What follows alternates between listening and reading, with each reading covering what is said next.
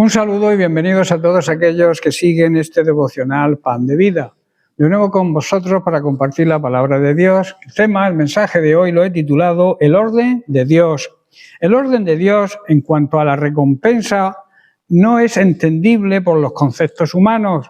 Los últimos serán los primeros. En Mateo capítulo 20, verso 16, Jesús dice y nos marca el orden de Dios. Así que los últimos serán primeros y los primeros últimos, porque muchos son llamados, mas pocos escogidos.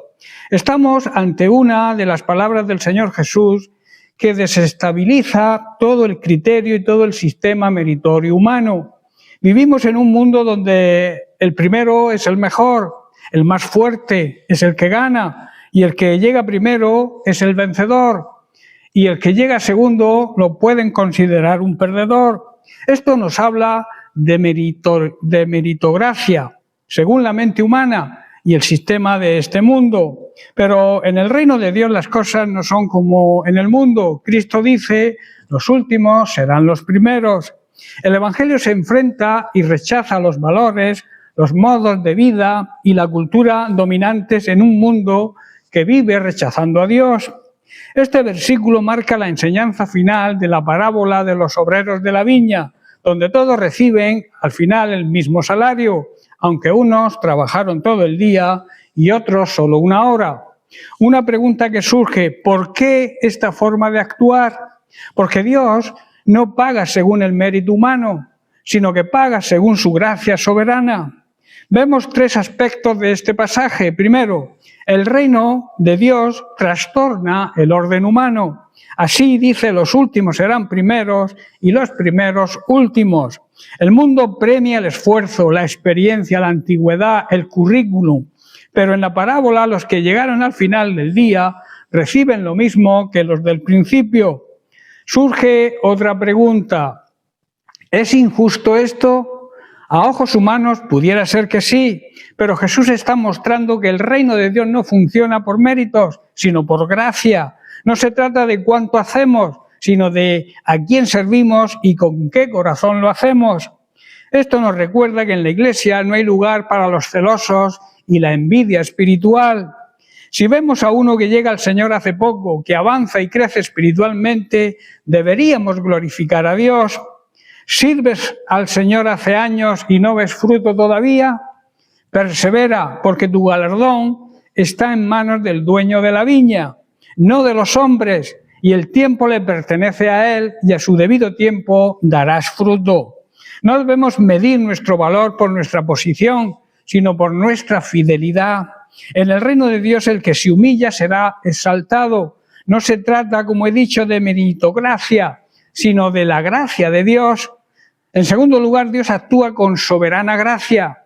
En el contexto de esta parábola, el dueño de la viña contrata obreros a distintas horas del día y paga a todos lo mismo.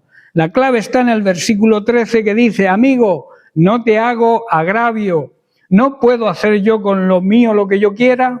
La queja del primero revela un corazón que sirve por un salario, no por amor.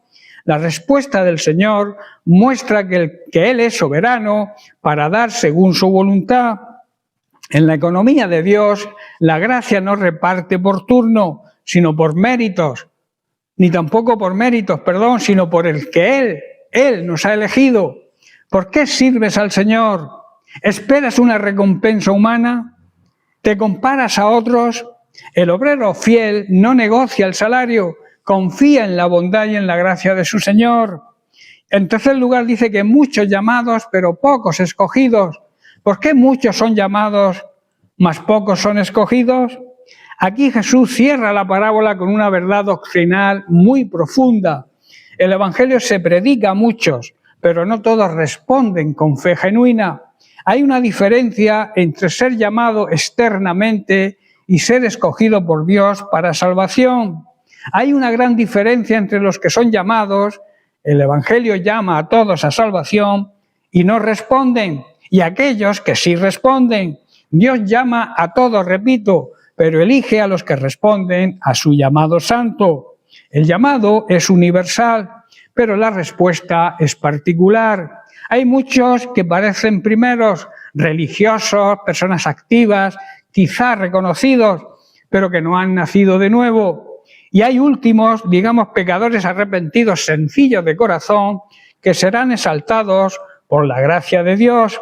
Así que debemos asegurarnos de responder de verdad al llamado y de ser escogidos por Dios. No basta con ser llamado, no basta con asistir o servir en una congregación. Debemos haber nacido de nuevo. En Juan capítulo 3, verso 3, Jesús le dice a Nicodemo: de cierto te digo que el que no naciere de nuevo no puede ver el reino de Dios. Y en el versículo 7 le vuelve a decir: no te maravilles de lo que te dije, o es necesario nacer de nuevo. En otras palabras, es una necesidad nacer de nuevo. Así que la pregunta es: ¿has nacido de nuevo? Pues si no has nacido de nuevo, ten en cuenta que debes buscar ese encuentro personal con Cristo, ese encuentro que te haga reconocer tus pecados, que te haga clamar a Dios por su perdón, y entonces nacerás de nuevo. Como conclusión y enseñanza de este mensaje, debo decirte que no debes preocuparte si en esta vida pareces el último. En el reino de Dios lo que cuenta es la gracia, la fidelidad y el amor al Señor.